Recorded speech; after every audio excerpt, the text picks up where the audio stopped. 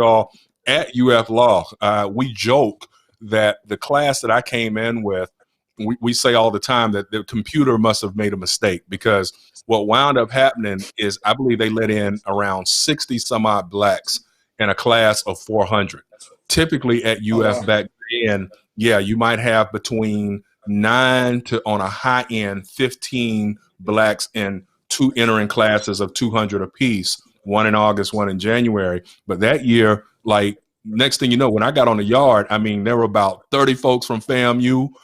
There were like four of us from Morehouse. There were about 4 or 5 Howard grads, Tuskegee, Payne College, Fort Valley. Folks were representing. It was just like being on the yard. And you know, some people joke and say, well, y'all were self-segregating. I'm like, well, not really, because like Brett Hastings, my boy Sammy Hmm. Thou, we had some real cool white dudes that used to hang with us. In fact, our intramural team was called Death Row, and all of us were still really good athletes at that point. I mean, so good that Hmm. Corey and I joke that the only intramural team that we couldn't fade was the UF football team's intramural team. Like, so we were Wow. beating the heck out of Back when the everybody. knee was good. Yeah, but when Javon Curse is running point guard at 6'8", there ain't much you can do. You know, when I'm a 6'1" power forward and you're sitting seeing this dude flying through the air, you're like, dude, I just don't want to get dunked on, right? But other than that, we used to Right. house folks.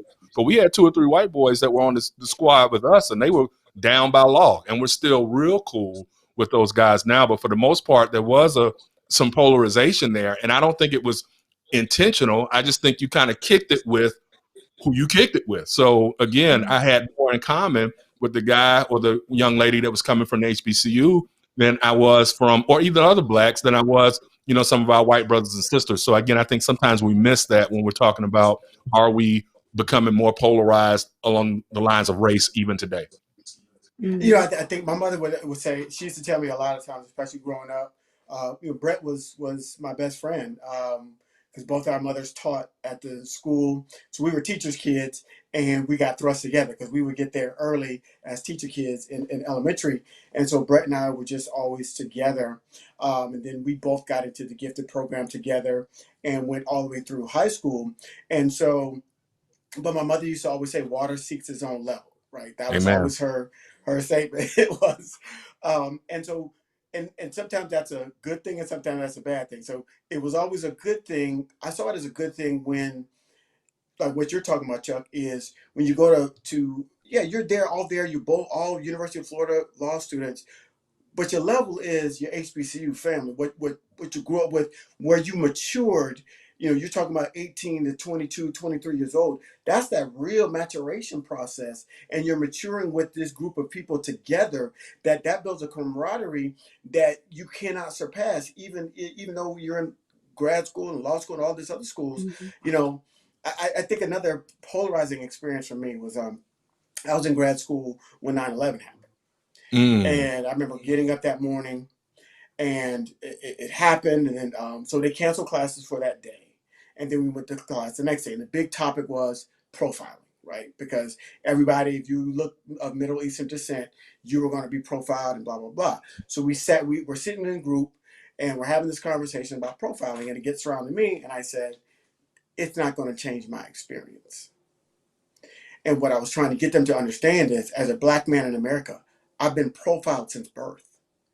So profiling of another group and them talking about profiling and what all that means, I'm like, let me help you understand what it means. Because Mm-hmm. I've been that way since birth. Mm-hmm. And so and one thing I always knew, that even when I was with my white friends, we were cool and we were close, but there was a space that couldn't be filled in those friendships that I didn't recognize until I got to FAMU. And I said, oh, there's that space that I was always missing, that final connection that you have with your boys, your tight boys, and then when you Mm-hmm. pledge, it gets even deeper. That Mm-hmm. it goes Mm-hmm. even deeper. But I never really had. I had Brett was about the closest. There was 2 or 3 guys that really was close, and to this day we stay in contact. His mother still reaches out to me and my family, so there's still a closeness. But by the way, y'all heads are nodding, y'all know what I'm talking about. Is that final piece that says, "Are we down for life?" Right? Like this is Yep. 100%. So And you know definitely, what?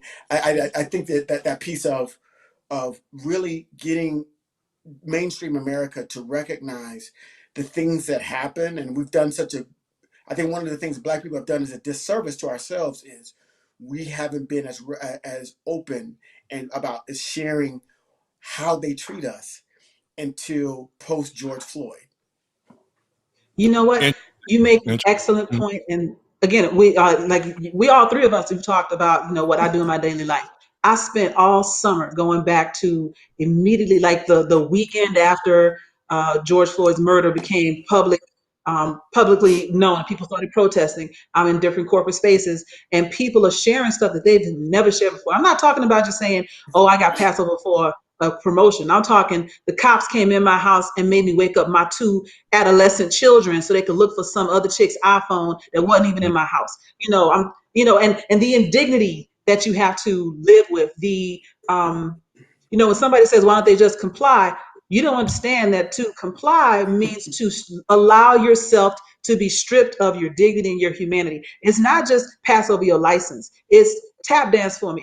You remember, what was the movie? I got nothing but love for you, baby. Five Five Heartbeats. Heartbeats. Yeah. When they Mm-hmm. got pulled over by the police. And I'll even say this, if you watch most of the movies that we say are part of the Black experience, almost every movie has some sort of interaction with the police or profiling in a public place, like profiling, like Boomerang. They got stopped by the dude talking about we only have $20 in the store. But I remember in the Five Heartbeats that cop stopped them and made them sing, Yeah. because if you don't Yeah. sing, you going to jail and you might not live through the night. And so all of this seems like, it happened in the 50s, it happened in the 30s. It happened yesterday and it Right. continues to happen. And so when you talk about, what we've experienced is so much more than just a small suspicion that you didn't get a break at work. It's literal physical degradation that we Mm-hmm. just swallow. I'm shifting topics and I'm gonna run with it. So if you think I was having this discussion with someone about like Black women in particular, and how a lot of us are plus size, 10, 12 and more, and a lot of us are healthy, thick, big bone, etc. And we cook soul food and we all got high blood pressure and all this stuff. Have you thought about the phenomenon of stress eating? Have you thought about how stressed out a lot of the entire demographic of Black women might be, and how a lot of them, they swallow their feelings, they swallow their disrespect, they swallow, again, being at the intersection of racism and sexism. A lot of that manifests itself as coping with stress in different ways. And so now you're cooking up macaroni and cheese and cornbread and everything because it's comfort, it's love for your family, but it's also killing you on the inside with diabetes and everything else. So it's not a healthy way to cope, but at the same time, I think that narrative of Black women need to learn to exercise. We got 5,000 Black girl run groups, but it's not stopping the stress that is the underlying cause of a lot of coping mechanisms that Black women have. Because I know that I've had at least 2 bottles of wine in the past 3 weeks just behind trying to deal with what I'm seeing on the news day to day. We're not even going to talk about the comfort food that I made a pot of gumbo yesterday, and I'm gonna eat it all by myself over the next week and a half. So No, That no, comfort macaroni and cheese is special though. Joy, Joy, that's real. That's real talk. I have been very transparent here of late about some of my health issues. You go from being an in shape 22, 23-year-old that can go run whole court and basketball all day and stay up and party and drink all night and still be in really good shape, to one day you look in the mirror and it's like, wow, I look a little bit like the Black Michelin Man, like Michelin tires and what have you. Like, where did you start to swell up like this? And again, and still okay with it, because it's like, okay, you're relatively tall, so you're not stressed out about the look aspect of it, but the health was just deteriorating. And Joy is absolutely right. The stress eating is real talk. There were times, especially with what I was doing on a day-to-day basis, where it's murder, rape, murder. When is my son going to get out of jail? Is he going to get the death penalty? Those things start to grate on you after a while, especially when you're handling cases where people are chopped up, shot up, burned up, stabbed up. I have seen it all. And what you wind up doing sometimes is there's a bakery here. I'll give a plug here in Tallahassee, Florida, Tasty Pastry, that has some of the best delicacies that you can ever imagine. And so I'd find myself on a Thursday or Friday buying a birthday cake, and it ain't nobody's birthday. And you know, and like, okay, ooh, I'm gonna stop on the way home and get some ice cream too, and top it off, and you're just sitting there and you're eating, and you're getting bigger and bigger, and then one day you look up and you're in the hospital. Hypoglycemia is real, and you got doctors telling you it's amazing that you're not in a stroke or had a stroke or in a coma right now. And so with that, yeah, we have, and I saw a meme earlier. I know that we're intellectuals, and we tend not to just focus on memes, like unlike some people who get all of their sum total of political and social knowledge from meme passing. No. Yeah, man. But I saw one earlier today that stopped me in my tracks. I'm going to post it a little later on. That talked about the fact that we as Black people are dealing with intergenerational trauma. The very fact that there were no focus groups, there were no help sessions for our ancestors once slavery ended, and they were just told to cope. And not only told to cope, but told to cope with still systemic oppression with knees on necks, just like we still have from generation after generation after generation. And that stuff gets passed on, and it's hard to get past. And so, you know, with that in mind, you know, that's why this election, like we were saying, is so important, because, you know, I know y'all have seen it, and I would love to hear y'all's thoughts on this, but there are so many of our white colleagues and or acquaintances, friends, even if you will, who are Republican and or Trump supporters, and they generally throughout your life have been decent people, right? You work with them, you might play golf with them, you've handled cases with them, and sometimes even beyond decent people, some of them are good people. Like you're sitting there like, wow, this person really sorted me out, or helped me out, or sent me that referral, or hey Chuck, I really like you, right? And it's like, great guy, I like you too. You know, you do that, and then you see Trump Pence on a sign in their office, or Trump Pence on the bumper sticker, and you're sitting there thinking to yourself, now you're the same dude that, you know, I've gone and eaten oysters with, and we've pounded brews and talked about life and what have you, and I think you like me and I like you, but at the end of the day, like, how can you support this guy, right? And so what it comes down to is the things that trouble us don't trouble a lot of our non-melanated brothers and sisters. They might look and say, okay, what happened to George Floyd was wrong. Okay, yeah, Breonna Taylor was in her home. That was wrong. But they don't see the systemic aspect of it. They see it as kind of like a one-off. Wow, that's unfortunate that happened, as opposed to understanding why we get up every day and worry about the whole concept of, will we be the next hashtag? And again, Joy will tell you, Ellis, I say it a lot on the shows that we co-host sometimes. You know, since I've been on this weight loss journey since June, you know, I try to walk about 2-3 miles a day at a minimum, and I walk during daylight hours, because I am truly afraid that if somebody sees me and they are wondering, why, what are you doing out here? What do you want? Why are you here? That I could wind up getting shot by some Karen, or what's the dude version of Karen? Is it Ken. Bob? Ken, yeah, that's what we're Ken. talking about. Yeah, you know, some Karen or Ken asking, you know, who are you? And I'm still me, like, well, who the hell are you? So it's it could easily go left.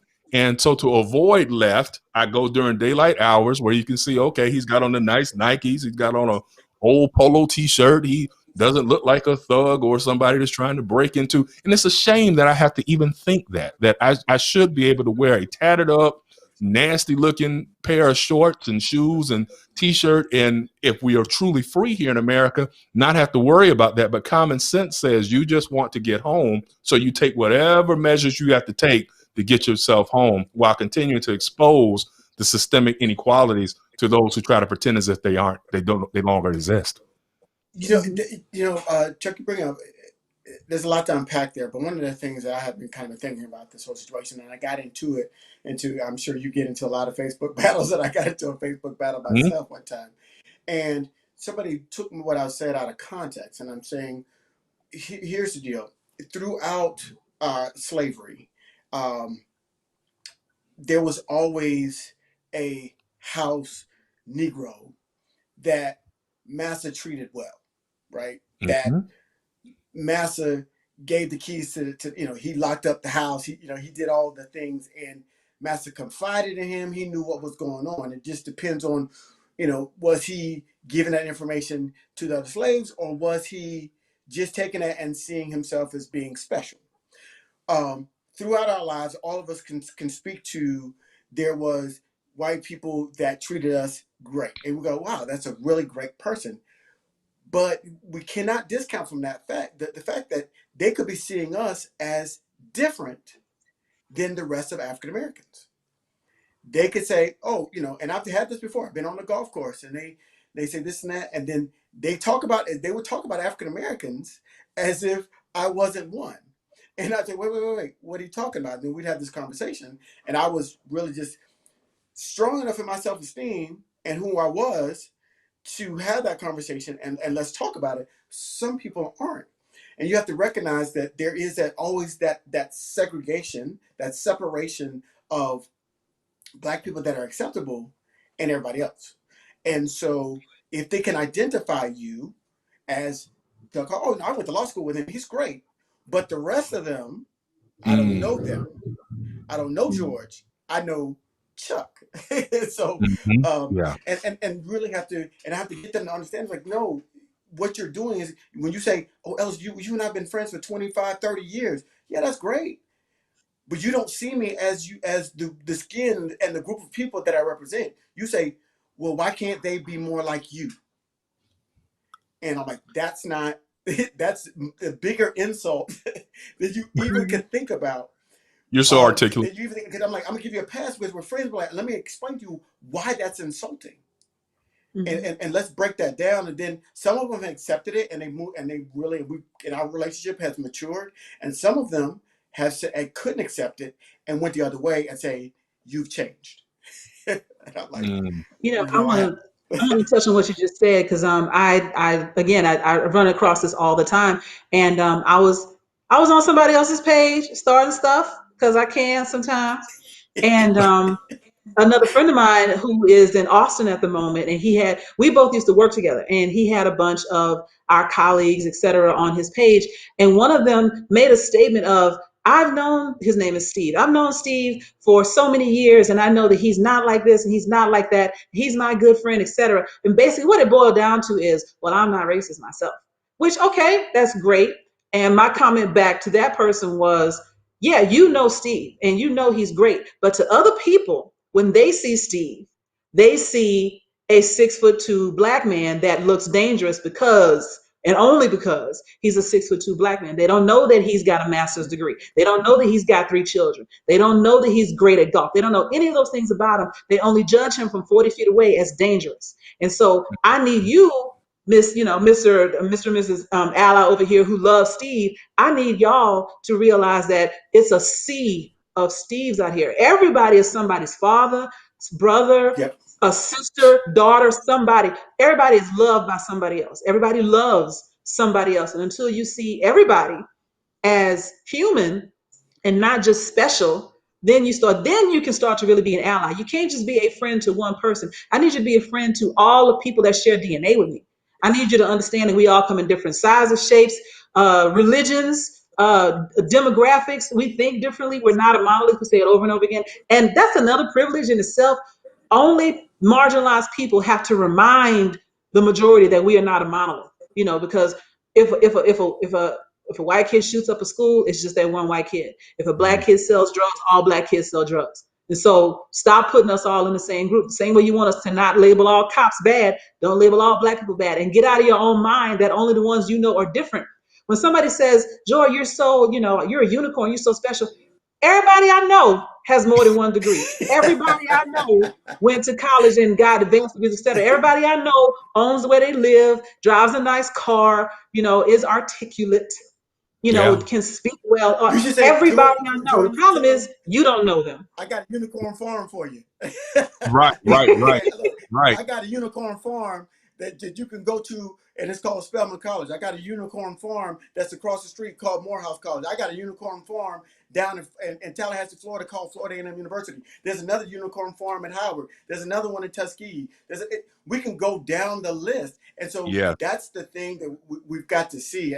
And I want to touch briefly on what you're talking about when you're talking about eating, the stress. A lot of us don't stress eat, but alcoholism runs in my family. Mm-hmm. Both grandfathers drank. My father was alcoholic, and he worked in law enforcement. So he had the double, and he had to prove that he was more blue than black, in order to, and he was still called a nigga on his job. Mm. And then growing up, and that stress he can't say anything at work. He's trying to keep his job. But where does he take that stress out? He takes it out at home, on his children, on his wife, on his family. It comes out and he tries to drink the pain away, and then the drink just brings the anger and frustration that comes up with that. And so I found myself, it took a long time. I found myself in college drinking a lot, especially when I got out in the workforce. I went to work all day, and then I went from work to the bar, and then from the bar to home. And that was the cycle that I found myself starting to repeat, even as a graduate student, learning how to be a counselor to other people. I'm still repeating generational curses. And they talk about this in church a lot. They say we got to break those generational curses that happen on our families. And those generational curses are coming from that stress of associated being black in America and not being able to have that voice. And it manifests itself in many ways. It wasn't until I had that revelation, I had that realization, gone through counseling myself, to say, oh, wow, here's what I'm doing to self-medicate, to self-soothe, to really try to deal with that stress of trying to be everything to everybody, trying to be that model black citizen. I have some education and I've been there. And so now you get put in these positions and you're in these room full of white people, and they see us as a monolith. And so I've got to be that perfect Negro. And that perfect Negro system eats away at us. And that's why our life expectancy, about that gap. I work for blackdoctor.org. Y'all know the life expectancy gap is wide. At one point it was 6 years. I think it's got down about 3, but still it's because of that stress, and that stress affects how different diseases affect our bodies. And so we've got to recognize that. We've got to find a way to reduce that stress. And some of that stress reduction is what we're doing today. We're talking about it, what we do on social media, when we give it to folks, and I've given it to some folks, like you have Chuck. I have a screenshot and put it and posted it. But I have wore some folks out and gave it to them. And it was like, I'm not going to give it to my family. I'm not going to give it to my children. I'm not going to give it to a bottle of alcohol. I'm going to put that stress and that responsibility, that anger, at the feet of the people where it belongs to. And if you got a problem with that, look, don't come for me unless I sin for you. You know how we Ellis, that's real talk. And one of the things that I think we have to keep in mind, y'all, is, I'm riding with Biden. I know y'all are riding with Biden. I'm hoping beyond hope that 2 weeks from now, we can come back here and talk about what we anticipate from a Biden-Harris administration. I'm praying and putting that in the universe, right? But I am also, I'm going to be honest with y'all, I am trying to mentally prepare myself for what if it doesn't happen? Because we have been here before. 4 years ago, I was convinced that Hillary Clinton was going to beat the brakes off of Donald Trump. And I sat there on that election night and realized that, for all of the great work that black women did, I think 95% of black women riding for Hillary Clinton, 87% of black men voted for Hillary Clinton. We did our parts. Problem, though, was close to 60% of white males voted for Donald Trump, and 53% of white women voted for Donald Trump. And it was at that point that I realized that for all of my intellectual talent and all of the studies and all of the history that I know, I was like, Chuck, you can't predict what's in the hearts of non-melanated folks. You just don't know. I mean, I know we're going to do our part, but I don't know what they're going to do. And so with that, I'm trying to get in a position where I don't go get a full sheet cake on Wednesday, November 4th, because I'm pissed off about what happened on Tuesday, November 3rd. Just sitting at home. Amen. Just start digging in from the middle. I think, and to your point, being Black in America, we understand the how we have to have hope and realism in some sort of mix in our minds, right? So we can't just jump out and be out there 100% on hope, because we could get our feelings hurt. And as we can, there's documented history over time of Black people getting our feelings hurt by hoping the establishment does turn out the way we think it's supposed to turn out. So, on one hand, I'm out here banging that drum, trying to get as many Black people to go out and vote, because to your point, Chuck, I think, even though we voted in high percentages, we didn't vote in high enough numbers to get to sway the tide towards Hillary Clinton. And so she was, and we could talk about all the reasons why Black people didn't get out of their house and go vote 4 years ago. It's not, but this time we got to get our behinds out, go stand in those lines. I know they're doing voter suppression. It is real. Voter intimidation is going to happen on Tuesday. We've got to stand in that line as long as it takes. If you can vote early, vote early. Stand in that line as long as it takes and cast your vote. We got to get those numbers up. And on the other end, I'm going to my local gun store. And if somebody want to act the fool, absolutely, bro, so it's absolutely. I want to tell you that the cost of ammunition have skyrocketed. I went to my local gun store, which was any corner in Texas at the time, but I went to my local gun store November of 2016 because I wasn't sure if we were going to make it this far, to be honest. I mean, I full on panicked. I ended up calling EAP in the middle of the day on my job because I could not deal with what I was seeing. Not to mention, I'm surrounded by people in the corporate space that are freaking happy at how it turned out. We got that guy out of there. I couldn't take it.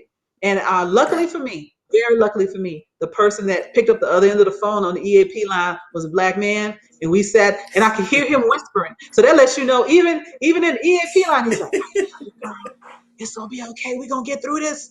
It's going to be me and you. And he called and checked on me like a couple weeks later, which it may have been his job, but I'm just going to say he was being nice. But my point is, we do need to be prepared. We do need to understand that we cannot afford to think that the Proud Boys and QAnon and the rest of them are just playing, because they ain't just playing. And so be ready for that. I also wanted to mention, I think Ursula mentioned it about mental illness being stigmatized in the Black community. We talk about, I love everything you said, Ellis, because we do talk about, those generational curses, taking it out on your family, taking it out on your wife or your children or whatever. And I love what you said. I'm not going to put it on. I'm not going to give it to them. I'm not going to give it to the bottle. I'm going to get it right back to the feet of the person that gave it to me. You're going to get this back. And so for me, that's what being unapologetic really means. I'm not here to let you off the hook for that nonsense you just said, the thing you just did, the thing you didn't think I saw you do, but I know you did it. You about to get this work, and it's coming straight back at you the way it came to me. And I'm not going to put that off on my friends or in a bowl of something. You about to hear it. And I think that's the level of frustration that Black folks have gotten to. And I'm not going to say for the first time, I'm going to say again, because we've been here before. Not this generation, but every generation has that moment where we're like, enough is enough. I am had it with y'all. And so we make a little bit more progress every time. I hope and pray that we see a different regime in the White House. I am not saying that Biden is a savior. I'm not saying that Kamala is perfect. I'm saying, for me, it is the threat of death and the promise of change. Those are the two things that are on the ballot, And as a few other people mentioned in the chat room, and the chat room is on fire. I thank you guys so much for being with us today. But I want to shift the conversation to what we advertised. We're going to take a small break, one quick little break, and we go to commercial. We're going to come back, and we're going to talk about how can we raise those numbers in the Black vote? How can we reach people? What do we want? That's going to be when we come back right after this. It's never too early to plant the seed, to share the tradition, and instill a sense of pride in your HBCU with your little ones. HBCU Pride and Joy Children's Boutique helps you share your school spirit with a wide selection of adorable kids' apparel and accessories officially licensed from your favorite HBCU. Visit hbcupridejoy.com and follow us on all social media at HBCU Pride Joy on Facebook and Twitter. And we are back. And for those of you who don't know, HBCU Pride and Joy is Rattler owned, for all of you Rattler fans out there, I know I'm sitting next to y'all on stage right here. So yeah, support HBCUPrideJoy.com. You know, so welcome back, everybody. If you haven't tuned in yet and you're just catching us, we've talked a whole lot of stuff. You're gonna have to catch the replay because I can't even tell you Yeah. everything we said. It was just flowing. But now we're gonna get into fix your hat, Ellis. We're gonna get into what we plan to get into, which is the quote unquote the Black agenda. What do we Yeah. want?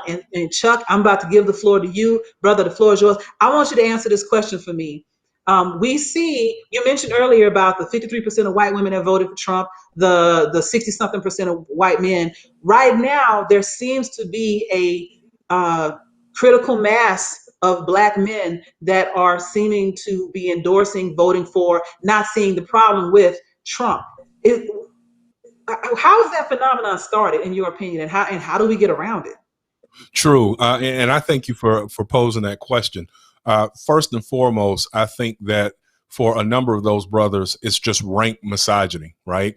The other day, I posted a picture on my Facebook page that juxtaposed Mr., played by Danny Glover in the film adaptation of The Color Purple, versus the real life picture that you see on memes of Ike Turner. And so what I was trying to say is that when I see a Black male Trump supporter, in many instances, what I think instinctively is you've got somebody who is a cruel man like Mr. or a cruel man like Ike Turner, someone who thinks that a woman's place is barefoot, pregnant, and out of sight and seen, not heard. And with that in mind, and that's just me just pulling that out of air, I have read so many comments on social media ever since Kamala Harris announced that she was running for president almost 2 years ago. And the negativity that I saw back, sometimes you would have the more clever brothers trying to say, well, I've got problems with her policies. And so, you would hear the same thing over and over. Well, she was locking the brothers up. And I'm like, yeah, okay, she was locking the brothers up. That's true.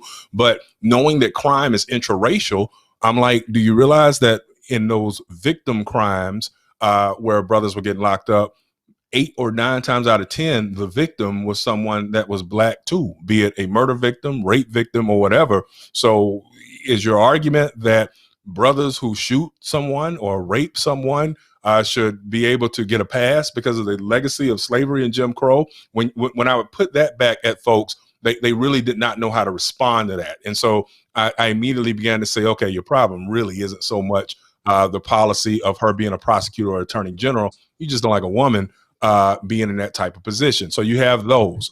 The other thing that you have is I have been around many Black Republicans in my life. Now, at one point in time, I actually was a member of the GOP myself. I was not one of those Herman Cain, Alan Keyes types. Matter of fact, I used to get called the pejorative rhino, Republican in name only, more than anything, because I did support Barack Obama and Al Gore. And in fact, I can't hardly think whether I never voted for a Republican in any presidential race. But being in Florida, I made a decision a long time ago that it would be to my advantage to maybe be able to have a conscious brother that is trying to work over there within the system to advocate Black issues like we're talking about, Joy, the Black agenda over there. What I learned very quickly is that there is no real interest in that among many Republicans. Not all, but many are not concerned about that. The type of Black person that they like are the ones who will be able to overlook systemic racism because they are more concerned about being able to get some empowerment zone money or some extra funds from government grants for contracts for their small business. You start to realize that there are some Black men who have that whole rugged individualism type mindset whereby if it puts dollars in my pocket and helps my business to grow, then that's what I'm interested in. Forget all the rest of it. So I think when you look, y'all, over the last week at, even the debate about Ice Cube, when you look at 50 Cent coming out the other day saying about the taxes, I think that kind of runs the gamut. Now, I know that Cube never directly said that he was supporting Donald Trump. I get that. But I also get that, like all of us have talked about over the past year and a half, that if you are saying hijack the vote, hold the vote, all of this type of stuff, when I read and hear that you were invited, Ice Cube, to different meetings with Kamala Harris specifically to discuss agenda items and you didn't show up, when you realize that your contract with Black America, which is a knockoff of Tavis Smiley's old contract with Black America, but when your modern day version of it still pales in comparison to what Joe Biden's plan is for ameliorating so many of the issues in Black America, you realize at that point in time that what you're doing, Ice Cube, is you are giving pause to some people who might instinctively understand that what is going on with the Trump administration is not right for Black people in general. But at the same time, by doing the both sides and the both, and, you know, it blows my mind to hear someone bringing up Joe Biden was against busing in 1973. Well, guess what? My parents were too. So were a whole lot of Black people across the country who were not really that interested in seeing their children shipped across town to go to schools that they weren't wanted in. I think that that is part of the narrative that needs to be discussed also. It doesn't give Joe Biden a pass for some of the comments he made back in 1973.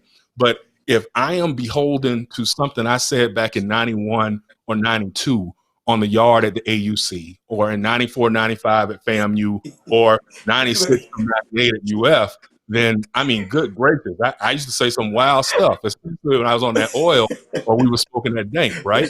So with that in mind, but we evolve, you know, and we become better versions of ourselves. And so I struggle with the both sides. But to bring it to conclusion, Joy, I think that there are mainstay issues in Black America. Now, what frustrates me with the Republican Party, and what specifically frustrates me with Donald Trump, is whenever the question is posed, and we'll look for that tonight in tonight's debate, whenever the issue is posed about what you're doing for Black people, his go-to is criminal justice reform. I've let Black prisoners go from prison.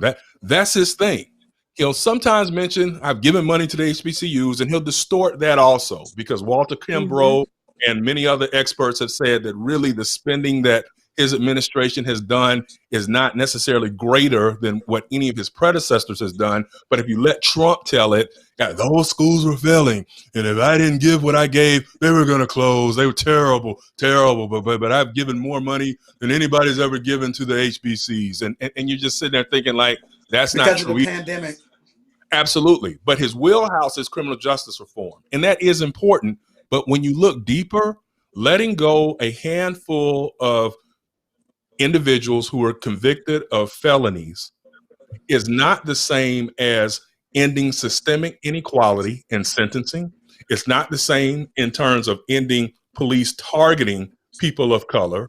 At the end of the day, like we've all said for years, we don't have the boats, we don't have the airplanes to bring the product here, and yet we're the ones that go to prison and get warehoused forever. Or the biggest hypocrisy, seeing how all of these non-melanated brothers and sisters are making billions now off of cannabis, and I still have some former clients still ain't out of jail or prison yet on going for felony amounts of marijuana back before it was being made legal for medicinal purposes. So that's reform, not letting out a few people who then come out and say, oh, I'm so Mr. Trump, oh, Lord. I mean, of course, if I was doing a quarter century of life and somebody let me out, I would be sitting up, yeah, man, Trump let me out. I'm happy. So I'm not mad at any brother or sister that got let out by him for being happy about it. But I also am not foolish enough to think that that means that there's meaningful reform. There isn't. The agenda, Joy, back to the question is, we have to make sure that education remains primary. You know, when you're looking at this coronavirus this year, and to think that the sitting president he was hijacking money. He was claiming that if the schools didn't open back up, and the only reason he wanted the schools back up opened for brick and mortar was because his concern was if the kids are at home, the employees can't work at the same clip. And if the employees aren't working, the economy takes a tank. And if the economy is tanking, there go my chances of being reelected. It wasn't because he was concerned about the education of our youth, but education, healthcare, all of that. And it's in peril. I am scared out of my wits, and I'm going to yield to Joy here. I'm scared as to what's going to happen next month. When Judge Amy Coney Barrett is confirmed next week, they are going to hear a case second week of November that could gut the Affordable Care Act. And with that, if it goes, pre-existing illness clause goes right along with it, which means that If I'm out here trying to get a private insurance policy, being diabetic, being hypertensive, I'm going to be shit out of luck. And I have problems with that. You're absolutely right. I was going to just add one more thing to it about the reason he wanted kids to go back to school is for the parents, for the economy, so he can get reelected, so he ain't got to go to jail. Is where that terminates. True. But True. just adding on to what you just said. So yeah, I often bring up this. I bring up this concept to people around the Affordable Care Act. One of the reasons, and this is just from my observation, working with multiple companies across multiple countries, one of the reasons that a lot of people get a 9 to 5 job is for the health insurance. And it is a form of modern day sharecropping. You can't afford all this on your own, so you got to go to work. I know people that have owned their own business and have gone back to work for somebody else specifically because they had health insurance. They were about to have a kid. They were thinking about having children. The kid needed braces, something like that. And they couldn't afford it on their own. And so Obamacare comes along and it frees you. It's more, yes, we had a whole lot more people with pre-existing conditions that could pick up insurance. You had young people who were staying on their parents' insurance until the age of 26. And so it gave people a lot more freedom. I left corporate America knowing that I could get I could get my own insurance plan through the Affordable Care Act. And that's the insurance that I have now. And if I didn't, I would have to be letting someone else sign my check. And so that's another part of it. So when you think about it from a Republican stock market, big bank, big money, big pharma, et cetera, standpoint, they don't want you to be freed from needing them to give you health insurance, which is another reason they see it as a threat. That's my observation. I have not done any research other than look around to back that up, but I believe it. Yeah, no Well, doubt I about it. think there's a couple of points there, Chuck, that you made that were excellent, particularly about prison reform and that step after. Okay, let's say like he releases, let's say like 100,000 people got their sentences reduced. They still have a felony, right? He didn't erase the felony. They just got shorter sentences and released. Well, how does somebody with a black person with a felony? How does that stack up when you try to go to work? Right? So you got to follow it all the way down to the end. You can't just stop and say, well, he did prison reform. When you follow that to the end, now you're out of prison. And if you don't want to go back to prison, you got to get a job.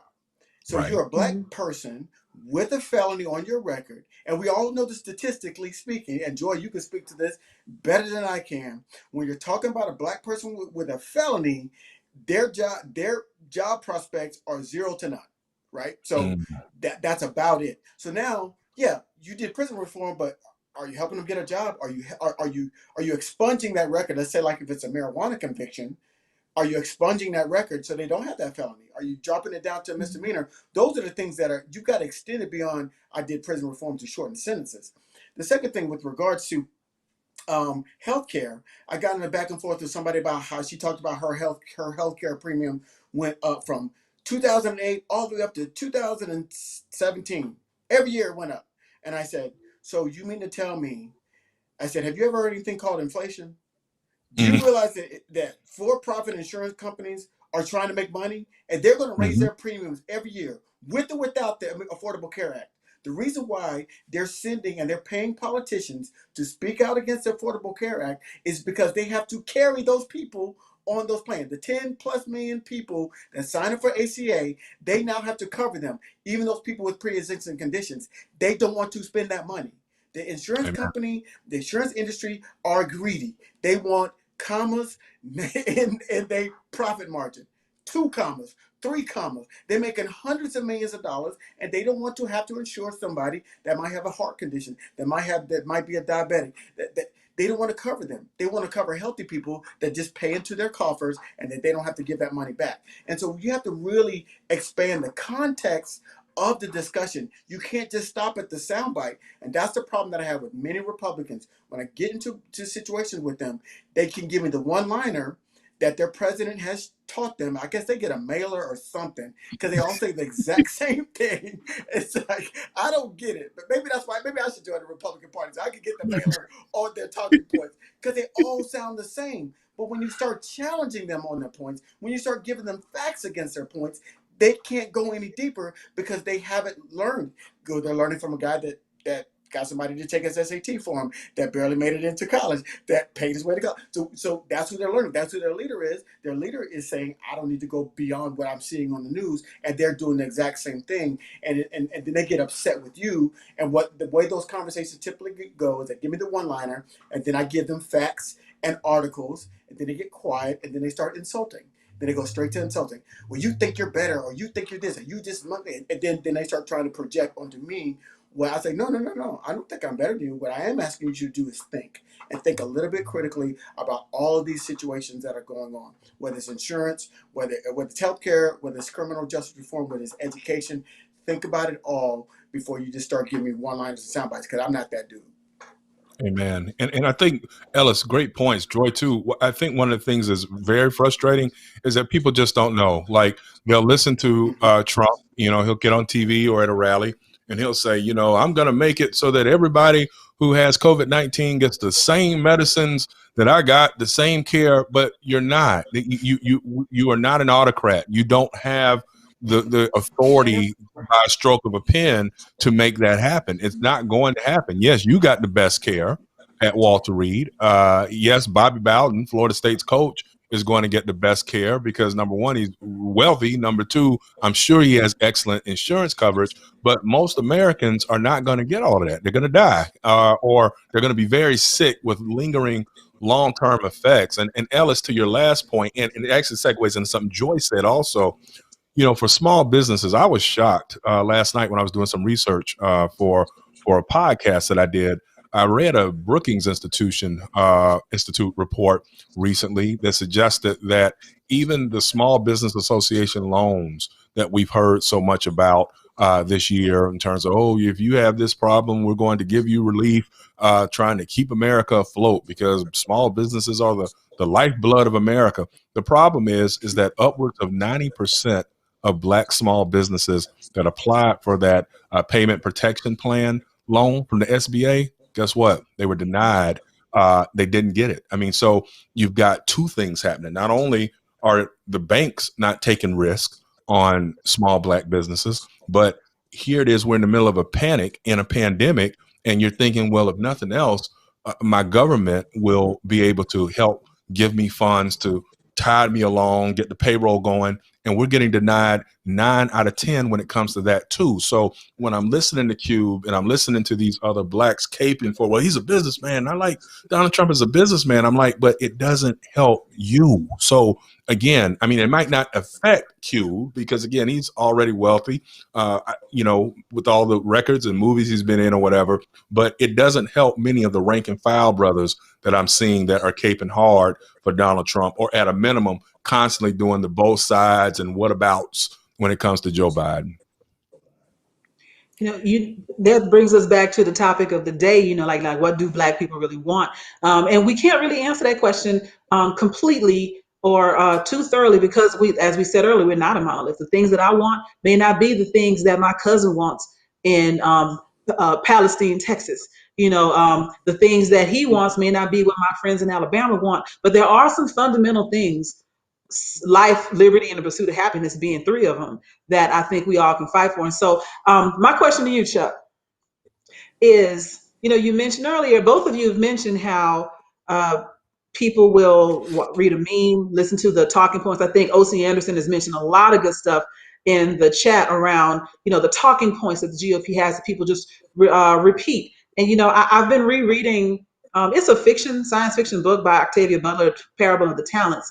But in the book, one of the things that is mentioned is people are told a lie by the establishment, and they hear it so often, it's repeated so often that they start to repeat it, not realizing that they've forgotten that it was a lie. They start believing their own BS, right? Mm-hmm. And then they repeat it so much that when someone challenges on them, they defend it. And then once they defend it, they are now caught in a position where they either have to realize they don't know what they're talking about, or they've been duped. And so they come out, like you said, with the name calling, with the violence, with the refusal to listen, with the shutting down, because they can't defend something because they don't know where it comes from. And they only know what they realize at that point they've been doing something that they've been told and not anything that they know. And that's where, the protection of ego comes in. Well, I'm not stupid. even though you did a stupid thing. I'm not racist, even though you're repeating racist tropes. And that's when it's like, I don't want to hear nothing you got to say. And I saw a video of like 5 or 6 black men on camera talking about, show me when Trump was ever a racist. And my mouth fell open. Like, how do you not know? This all came out in 2016. We talked about the Central Park Five in 2016. We talked about the fact that him and his father had been found guilty of illegal renting practices in New York City. And people are like, well, that was his dad. No, they settled. He was found in pieces too. They settled out of Yeah. court. They never had a judgment. They never had a judgment. They always settled and had those records sealed, so they can't have a physical judgment against them. But they were doing that. So yes. Yeah, no doubt about it. And I think, Joy, in addition to, like you say, the ego issue is so important. Everyone brings a certain level of intelligence to the table, some minimal, others much larger, but still everyone wants to consider themselves to be reasonably intelligent, especially folks who are on social media. I get that. If you really want to get under somebody's skin, question their intelligence. Mary Trump, the niece of Donald, said that he has a particular problem with that because he has that insecurity of what you just mentioned, that somebody had to take the SAT for him and he was able to get by off of the old boy network as opposed to any other merit or anything like that, right? But with that in mind, what it also makes me realize is when people do that, tell me when he was racist. I'm not going to tell you because, like you say, in the information age, having a wanton lack of knowledge is a choice. And so it's just as easy, like Will Hunting said in one of my favorite books, the character Will Hunting in Good Will Hunting, he was like, he basically intimated that you can get all of this knowledge with late fees at a library. Well, you don't even have to get late fees at a library anymore. If you've got a smartphone, you can hop on Google and it can take you anywhere that you want to go in any subject under the sun. And so the willful ignorance that I see is troubling. And the fact that people are sitting up trying to defend the indefensible, I do find that problematic. And what I have started to do is I no longer argue with people. And I know this is going to sound so elitist, but I'm just being honest. I will continue to put my words out. I blog regularly. We have your show, Thoughts and Moments, Observation Point, Steel Sharp and Steel. But I'm not going to get into an argument with folks that would not have sat in the same classes with me. And I know that sounds mean, but I'm like, dude, you supposed to be in the wing around the corner, bruh. So you go in the shallow end, and I'm going to stay in this 15 feet over here, swimming with the real swimmers. And I don't have to explain anything to you when you're coming with a base of ignorance, like so many of our brothers and some sisters do. Like, did y'all see the lady last week sitting behind, I guess it was the left shoulder of the president? Like every time he said something, she was just like she was in church, the amen. Was Saturday Night Live. Yeah. Oh man, she was a trip, right? Okay. So exactly. And I see what you're doing there, Ellis. No, she definitely getting paid, definitely looking out for her own interests. And that's why I felt sorry to an extent for Ice Cube, because I used to pump that Ice Cube nonstop. I was an NWA fan when I was a kid. Looking back on it, a lot of their lyrics were very misogynistic, but I was a young, dumb teenager and young, dumb 20-something who used to listen to it. And unfortunately, because I have a memory like that, I still could spit almost every lyric of their popular songs to this minute. But the point is that even when Roland Martin, Ellis, your frat, was trying to help him out last week on the show, and that ego was so large that either the ego was so large or he was so zooted. I mean, when I was looking at him on that show, I was like, he probably just burned back-to-back blunts because he looked like he had no problems on the earth. He was feeling good. And so I think it might have been a combination of the two. I was like, this brother is not even self-aware enough to say, well, you know what? I don't know enough about this. And that's something that I like to pride myself on. Yes, God's blessed me with a lot of intelligence, but if I don't know something, I don't know.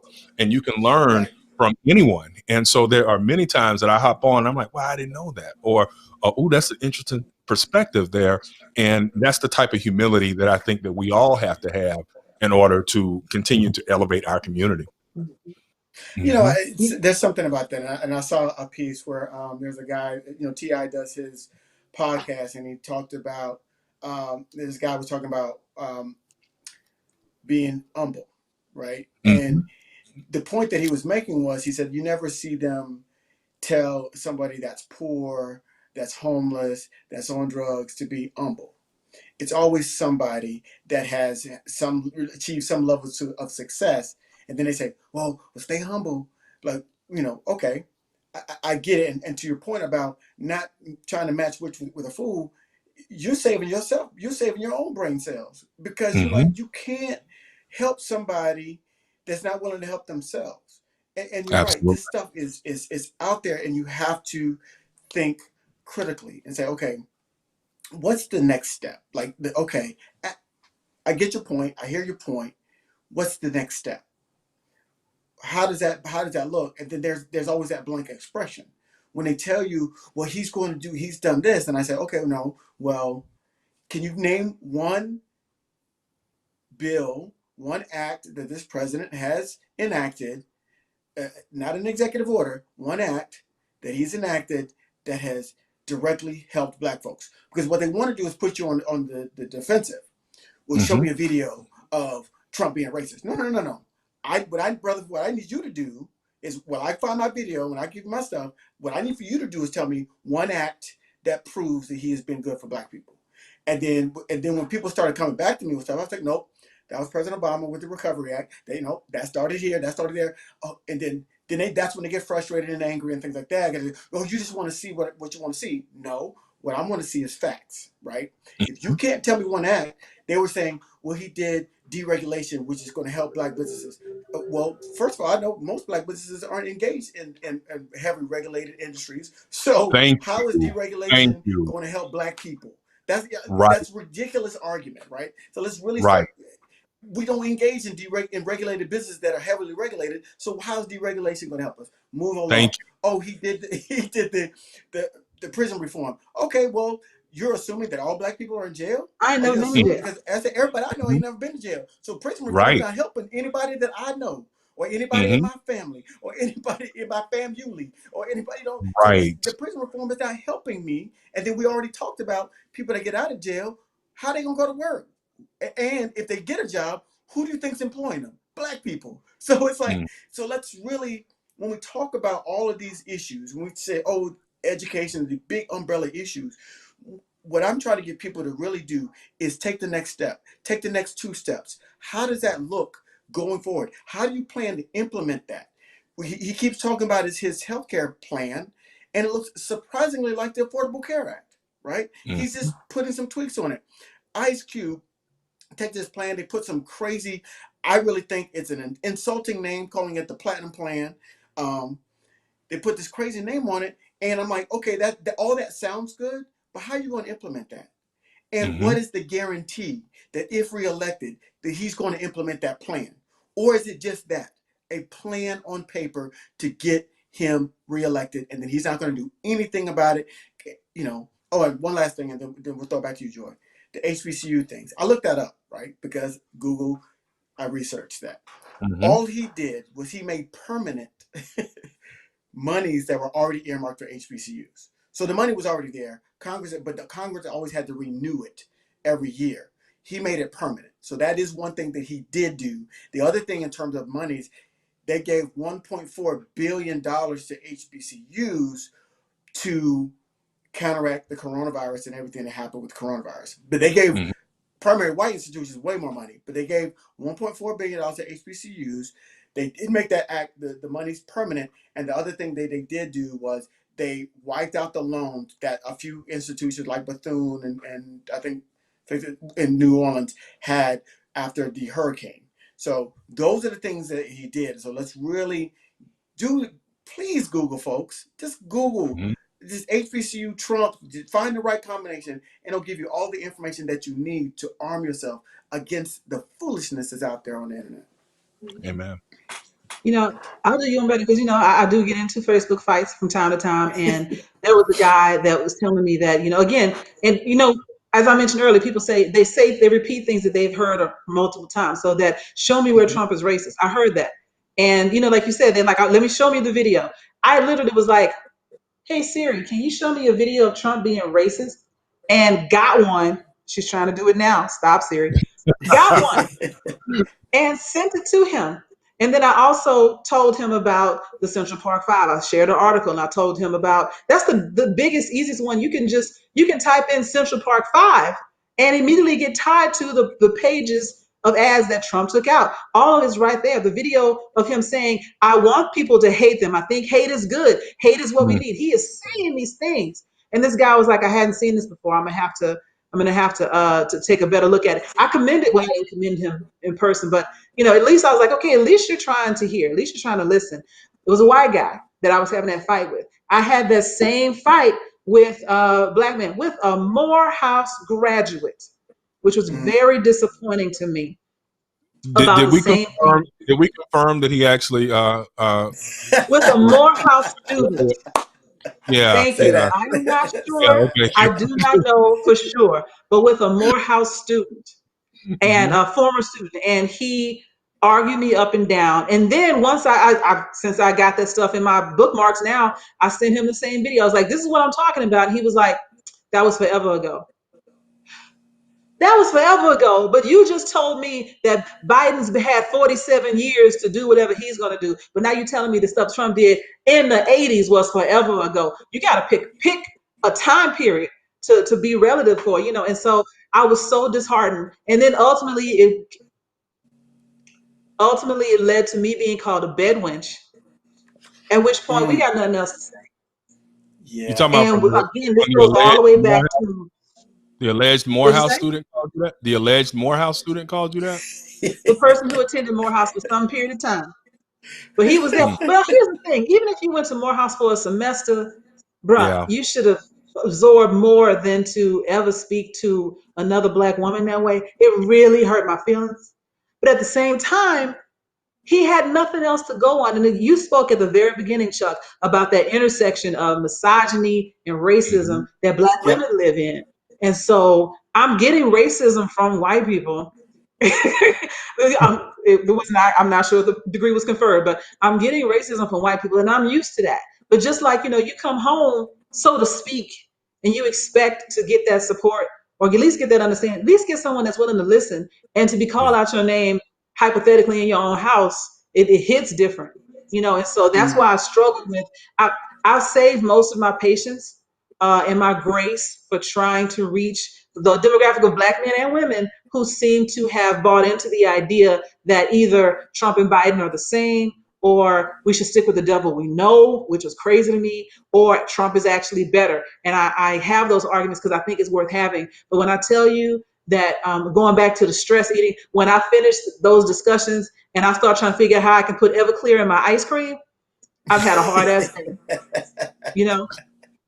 With a blender. That's how you do it. You put Everclear in your ice cream with a blender and make an adult milkshake. I've done that.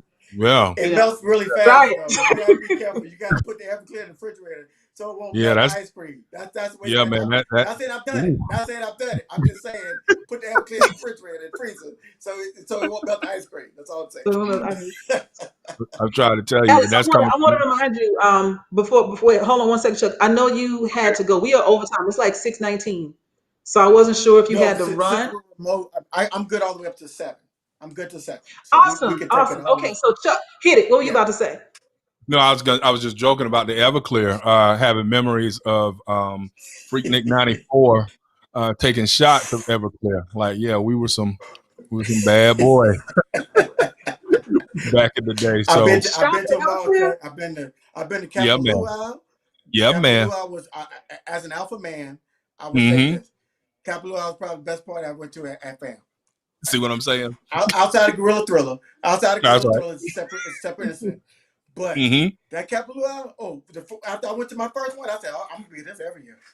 See what I'm saying? Yeah. That thing was I attended my share of Black Greek fraternity events in my day. I may have had punch in multiple colors, purple, red, yellow. It was all good. I think my favorite, though, was the Everclear and Gatorade mix. Because then you got hydrated while you were getting inebriated. I mean, that was a winner.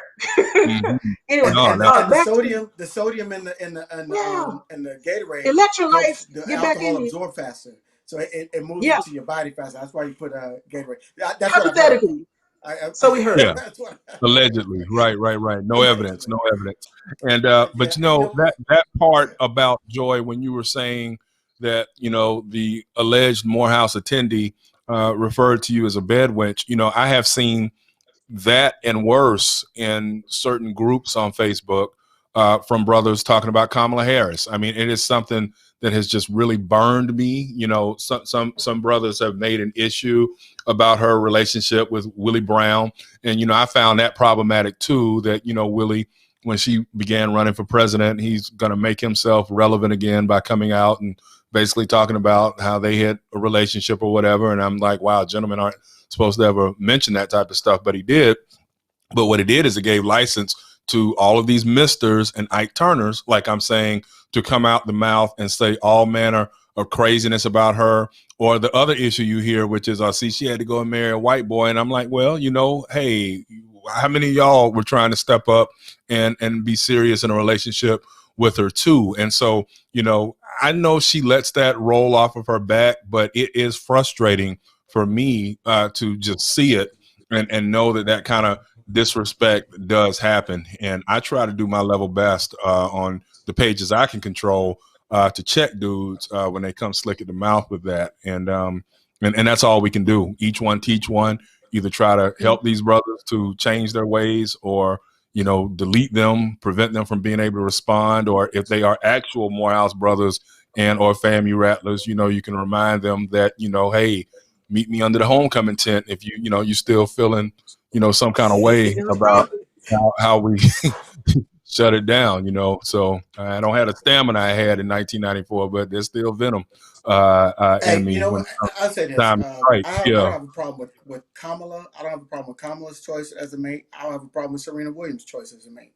Mm-hmm. Um, because I know at Howard, she had enough brothers that came at her, and for whatever reason, they didn't connect. We know Serena's public relationships with from Common to football players. I forget the name of the brother, the linebacker that she dated for a while. Yeah. She dated black men. But then when I see how her husband treats her, when he's in the stands of those tennis tournaments, cheering for her like his behind off, I'm like, how many brothers are willing to do that for Mm-hmm. her? And you got to find in your mate, in the person you choose to be with, you got to find your best cheerleader. You got to find the person that's going to cheer the best for you. And with him, and I don't know anything about Kamala's husband, but she felt comfortable enough to marry him, and that's the Mm-hmm. choice that she made, and we've got to be okay with that. And what influence is he going to have on her policies or whatever? I don't know. One of the things that I think that is underlying some of these fears that black men are having about the ones that are against Kamala are the ones that recognize, hey, Joe Biden is 77 years old, Mm-hmm. and there's a possibility that he might not make it through the next 4 years. And then that would put a black woman in the presidency. And that's more fearful. I think they're more fearful of that than they are of Joe being in office, because Yeah. of the misogyny that is ingrained in a lot of us, even from like we talked about the music. And Chuck, if you were like me, I balanced NWA with Public Enemy. Right. I balanced my gangster, my Easy E with my Poor Righteous Teachers. So Absolutely. I had that balance and recognized that the matriarch of my home was a black woman. I've got two black sisters. I got a black wife and a black daughter child that I've got to raise to go out and be a strong black woman. And to disrespect them and the legacy of black women in this country, suckling our children, but also master's children through slavery.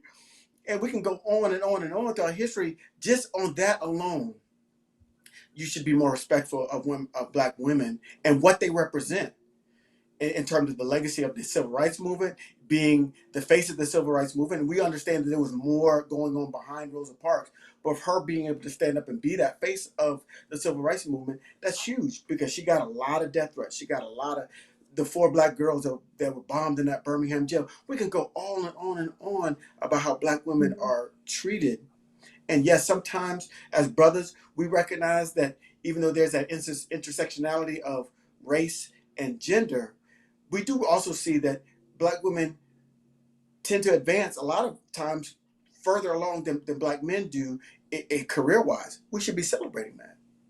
My wife just got Yeah. a job as a CHRO of a company. Am I? What would I be like? I'm mad because she's in a higher position than I am. No, because I know what I contribute for her to be able to go out and get that job. I know the role that I played with our children while she had to go and travel for work. I'm the one here with the children, so I celebrate that with her because that's how you're supposed to be when you're celebrating your partner and your people. I'm so proud of you, Ellis. I was just sitting there listening, like, Michelle, hang on, girl, you got your good one. I'm so proud of you, Ellis. And I could talk to you two all night, but I do know that our guest Chuck has to go. So he has a hard stop at 6:30. So Chuck, I want to give you a chance to, hit us with those final comments, to our audience, Yes. to the people that are going to watch this on replay. We got 2 weeks left. Break it down for us. Like, what do you want? What do you want us to know? What do you want us to think about? What talking points do you want us to put forward, like the GOP has? No, that's great. First of all, I want to thank you and Ellis for bringing me on. We have so much fun. I enjoy it whenever I get to come over here and play in y'all's sandbox, and I enjoy it when y'all are over in the observation sandbox and enjoy. We roll every Friday on Steel Sharpen Steel, and I think it's important what we're all doing to elevate the conversation across America. I mean, one of my dear friends, Victor Owens, said many years ago that the internet is like the Wild Wild West to a great extent. And by saying that, he meant, during that period of time, people could go stake claims in the territories out west, and you can get as many acres as you wanted and build whatever it is. What many of them, if you get where I'm coming from, but some of us, but mostly them. But the point is that we are really doing a great job as bloggers, as writers, as opinion pushers out here, and we have to continue to support each other in our enterprises, and I appreciate that. With that, again, we have 12 days left. I encourage everyone to listen tonight. I think that we will be able to get some semblance of a closing statement from Joe Biden during tonight's debate when he's not being interrupted. I know that there's been some talk about a mic being cut off, but again, I have seen it time and again where Donald Trump, if he's going to want to be rude, he will be rude. He's going to be shouting from the margins and what have you. And I expect a replay of what we saw in the first debate to a great extent. Having said that, listen to the closing arguments tonight. Over the course of the next 10 or 12 days, what we have to use our platforms for is to continue to encourage our folks to get out and vote as early as possible. Now, I will admit, I have historically been the type of guy that likes to vote on election day. There's just something about waiting till election day, the buzz in the air and what have you. But not this year. I didn't in the primaries. I actually early voted in the primaries, and I'm going to early vote prior to November 3rd as well. We need to encourage that because I anticipate that the real suppression shenanigans will be on election day. The late stragglers, ballots missing, and if y'all get a chance, if you have HBO, check out a documentary that's just dropped. Maybe it just dropped to me. I don't know if it's old or not, but I watched 537 last night, which was a documentary that dealt with the Bush v. Gore fiasco back in 2000. And it just got my blood boiling again, recognizing like, wow, the suppression tricks of the Republican Party, boy, it was wide open back then. And they are still up to the same tricks now. So we have to be careful to make sure our ballots are counted, encourage people to go. Don't spend a lot of time with the hoteps and the whatabouts and the, she's the police. It's a waste of time at this point. Just continue to encourage your older relatives to do what they need to do. Wear your hazmat suits, put on your mask, your gloves, whatever it is you got to do to get out there and vote. If people were getting lynched for the right to vote, we can go stand in line, even if it's for 6 or 8 hours to get it done. Ellis, I had people laughing the other day because I said back in 99, I stood in line for almost 9 hours to get Star Wars Episode 1 Phantom Menace tickets and what have you. And I'm like, if I can stand in line for that amount of time talking and laughing with the other Star Wars nerds, I can stand in line as long as it takes to cast that ballot. So with that, peace. I hope y'all enjoy your evening. I look forward to talking trash tonight during the debate. It should be wide open. And again, I will holler at y'all soon. Ellis, also, you will receive an email soon. And I'd like to tell your followers also that Steel Sharp and Steel, the other show that Joy and I do every Friday night, we're going to live stream all night long on election night. And so, Ellis, Okay. you'll be getting that email too, because we're going to have people coming in, signing up for different times to be on the live stream and doing our pundit thing. So we're looking forward to talking all night long, and hopefully it'll be a Joe Biden victory early so we can go to bed early, as opposed to waiting 3, 4 in the morning about recounts and all of that. Okay. Amen. All right. Amen. All Yeah. right, fam. I'll be good. Okay. Talk to y'all Thank soon, you. fam. All right. Bye, y'all. All right. Mhm. So Thank you so much, just real Chuck, for quick, being on the show. for folk, so for folks that are they're talking about why this is a big election and voter suppression. One of the things that you're going to see from this particular president, and he's already started, he's been laying this groundwork for the past, year and a half about ballots, mail-in ballots, because some states have on their records that they can't even start counting mail-in votes until the night of the election. So while they've got this huge coffer full of mail-in ballots, they may not have the ability to even start counting all those mail-in ballots until November 3rd. Why is that a big deal? Well, the Electoral College has to submit their votes on December 14th, I believe. And he's going to be working hard, which is why he wanted to get this Supreme Court nominee rushed in. He's going to be pushing hard to stop the counting of mail-in ballot votes.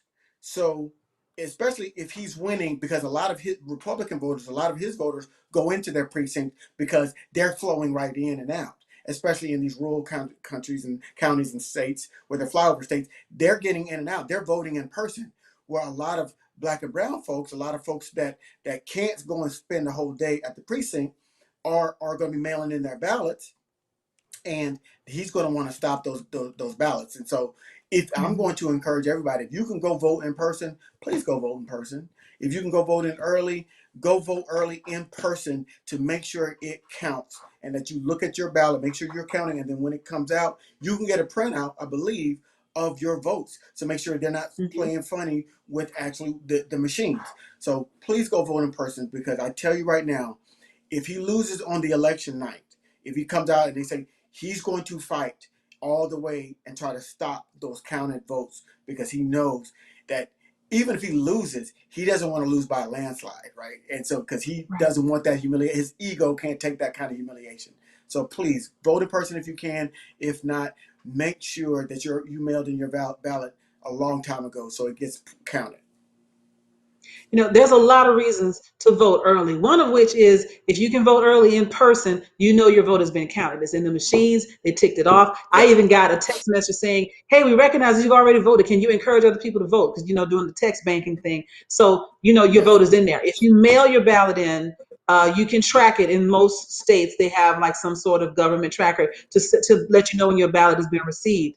If you are dropping your ballot off in one of the temporary boxes, I encourage you, due to some of the shenanigans, maybe not in your state, but in a few places that probably will give people ideas, I encourage you to take your mail-in ballot or take your absentee ballot to a building. Like, take it to City Hall, take it to wherever they are, the county court of elections, so that they can have it. Put it in somebody's hand, because that way you don't have to worry about, did they set fire to the ballot box that was on, Crenshaw and Jenkins or whatever. Like, you don't have to worry about that. Another reason to vote in person and to vote early is everyone that gets their vote in before election day makes it just a little bit easier for the people that are going to vote on election day to do it.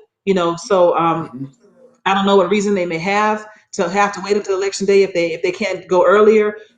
There's sometimes, like Chuck mentioned before he left, some people, it's just a tradition that's in them. A lot of older people maybe wanting to vote on election day. Make that line one person shorter for them. Make it a little bit easier for more people to get in by 7 o'clock. So and yeah, we need a landslide. It's the reason if you saw Obama's rally the other day, it's the reason Obama went so hard. We've never, and I loved every minute of it, we've never had him be as forceful in his discussion as he was that night. And he kept saying over and over again, we need a landslide. We need it to be unequivocally a win for the Biden-Harris ticket. Because if there's any sort of close numbers, hanging chads type nonsense Oh like yeah, we've seen before, yeah. Trump is going to fight it. And he may start to enact some of the things that they've talked about putting in faithless electors, etc. We don't need them problems. So vote early and vote in person if you can. Yeah, I think that's a very, very good point, because we know that there's going to be some pushback if he loses. And what's really and Joe Biden has been saying it. He's like, there's morals on the electoral, on the ballot, Mm-hmm. and he's right about that. Our morality, what direction we want this country to go, because if we vote him out, and not only if we vote him out, if we vote out all the people that have put their saddle on him and try to ride him to victory, if we vote all of them out, that's going to send a message to the Proud Boys and all those other right-wing groups that you're not welcome here. And that's going to silence them. If he is reelected, they're going to feel empowered. They're going to feel emboldened. They're going to feel like they are the second police, even though in a lot of these militias, they're about overthrowing the police as well and having a non-police state. But they don't talk about that because their focus has been primarily on minorities. But we have to make sure that that vote that we're sending is, we're saying it's not okay that our president is tweeting at 3 o'clock in the morning on a Saturday night and having Twitter rants. It's not okay that he's retweeting racist memes and videos. It's not okay that he treats reporters when they ask him legitimate questions and talks about them and their appearance and he has been doing this, and that's how cults are created. If y'all been watching this Next VM stuff that's been going on, these documentaries, you know exactly what I'm talking about. What he's doing is he's trying to, the first thing they do is they try to separate you from the people that are important to you. So if you notice that the people that are that still support him, they have created their own community that they stay into. Because anytime they step out of that community and try to say Trump 2020, people go, "What's wrong with you? Like, are you okay?" No, they go back in that community, and that community supports them. Oh, they're not listening. They're not thinking. They don't get him. They get all the stuff, all the excuse making for him. And that's that same type of cult leadership. They've got to have that group thing in order to sustain that message for Trump. Because, and then, I love the couple that try to think that they're trying to be slick and say, well, I don't like some of the things he says, but, really, really, what he says can be dangerous to me and my family, and you just don't like some of the things that he says? Okay. All right. That's the look I give to, like, okay. And I think Yeah. about some of the things that have dismissed or precluded people from continue to run for office. I cannot remember that dude's name. It was decades ago now, and he was running for office, and he was going to. All I remember is he was like, "We're going to go here, and we're going to go there, and we're going to take Washington." Howard, was it Howard, Howard Brown? Kane, Howard something. Yeah. He was out of like But you Delaware. know He what was I'm out of like a talking small about. state. Because everybody Yeah, I know what you're remembers, talking about. yeah, that one gaffe, that one weird sound took him out of the running. And now Yep, we have a it sure president did. who is on record, in his own voice, admitting to saying, grab him by the P. He's our president. And when somebody tells you Right. it's just the same, it's just another, there's no difference, there's a difference. There is There's a real absolutely a difference. difference. Don't let this be normal. Challenge anybody that says, oh, well, we sat through Obama, you can sit through Trump. No, I can't. Obama never threatened the safety of white people. Nope. So it's not, don't let that false equivalency sit. Oh, well, Biden had 47 years to do something. Biden was a senator and his state was fine. He's never been president before. So again, there's a false equivalency. Yep. Kamala locked up black people. Have you checked what she did after they got out? Like we just talked about what happens when you get out of jail. And her recidivism rates were way better than a lot of her peers across the country, because she was trying to actually rehabilitate people and not just put them out and watch them until they go back in. So know the Right. whole story. Challenge people and all this stuff, especially, like I said, they've heard things so often that they're just repeating them. And if all you can do is repeat something that you thought you read in a meme somewhere in the middle of the night on YouTube or whatever, you can't hang with me because I know what I'm talking about. And so Nope. bring it. Bring all your little arguments up to me. I got you. I'm going to take you down. But at the same time, I try to do it gently until I can't, because I need y'all. I need people to change their mind. I need to, like, Ella say, well, there's some things about him I don't like, but I'm voting him for this reason. Okay, so you understand that you literally just looked me in my face and told me you don't care if people come to hunt me over the next couple of years because you want to have a better stock market portfolio. That's what you just said to me. When you start breaking it down for people, shame, blame, finger point, whatever I got to do, I need this election to go a certain way, so I can stay in the country and take care of my sister.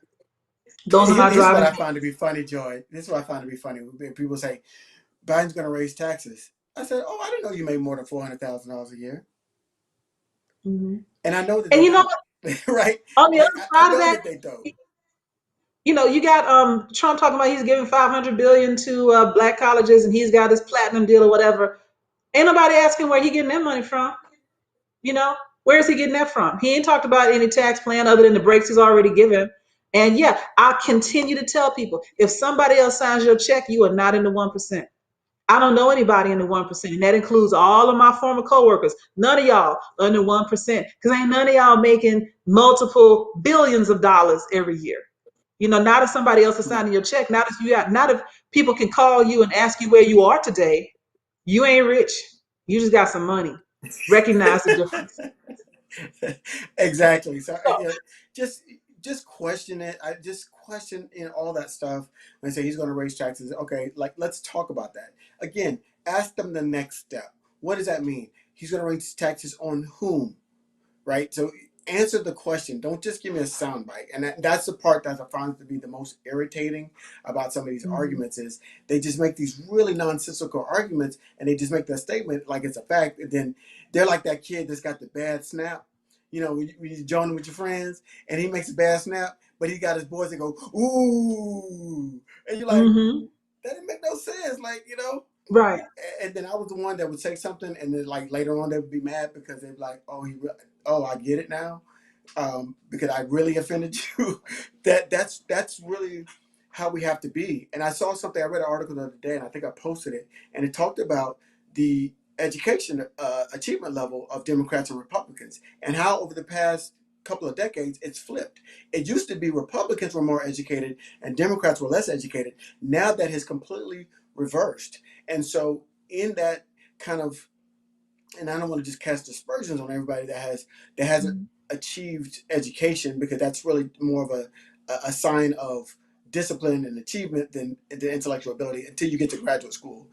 Beyond that, but I will say that when you are less educated, there is a tendency to believe people that because of their status, that what they're saying is true, right? It's like going to the doctor and the doctor tells you have cancer and you just take it at face value.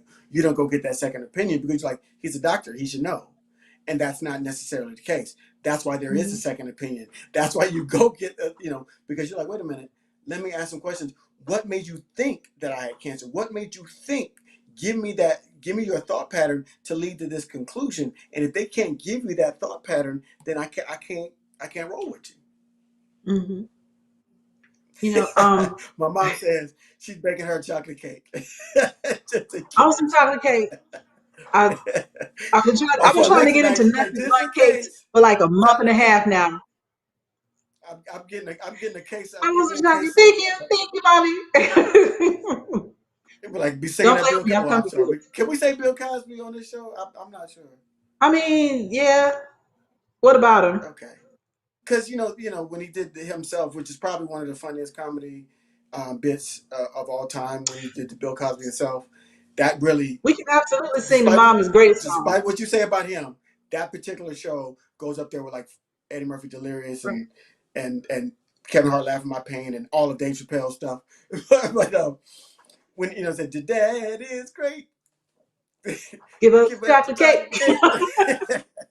So you know, I'm hoping, Mom, you don't have to eat that chocolate cake on November 3rd. I hope you really just have a celebratory glass of champagne and go to bed knowing that we have voted out Mhm. the dumbest president in the history of the United States of America.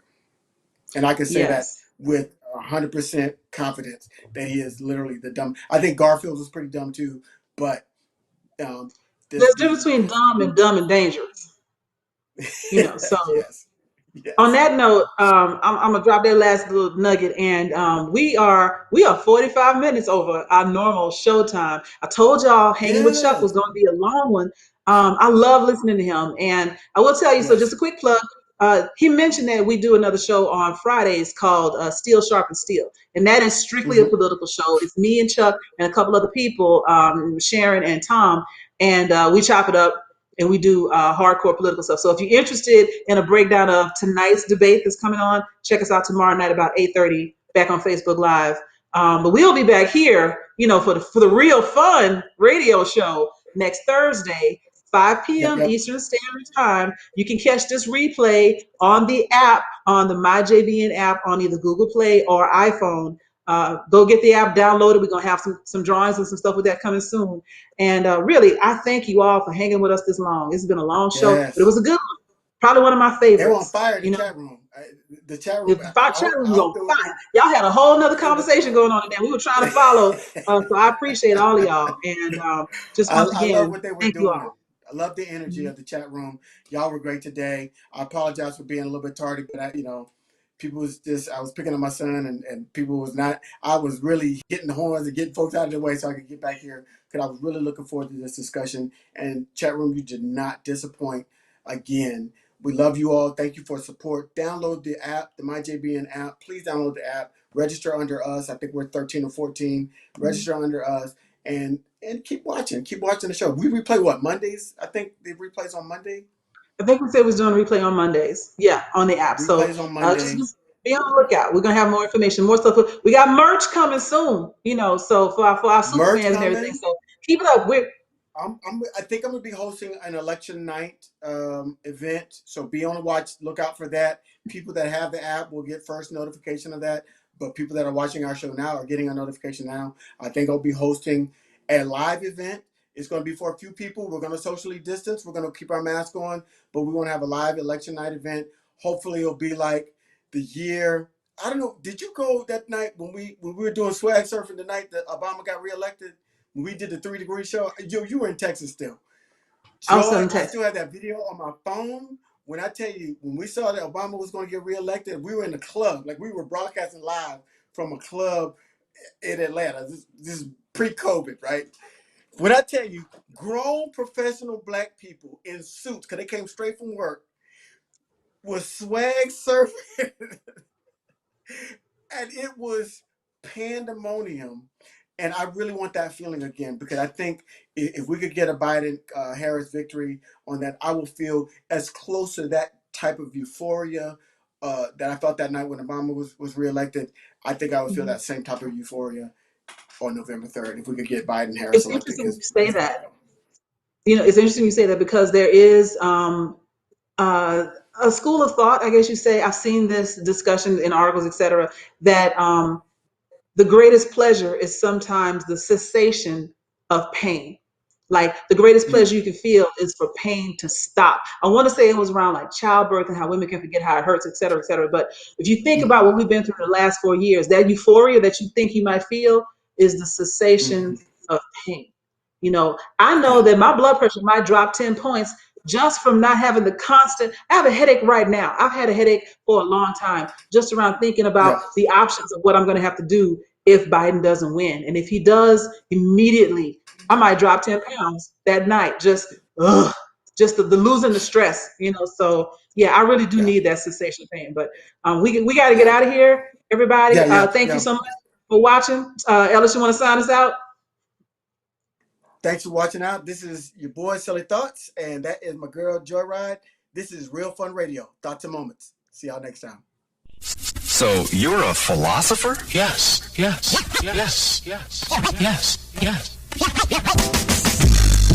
This is Thoughts and Moments. Hey, it's your boy Silly Thoughts, the Prince of Petty. And I'm Joy, also known as Joyride. I provide the moments to make your life better. We're here weekly to provide the latest news, trending topics, and edutainment. We will engage, entertain, and inform, but we keep it real and we keep it fun. So whether you're riding in these streets or podcast surfing with your peeps, this is a show you don't want to miss. Every Thursday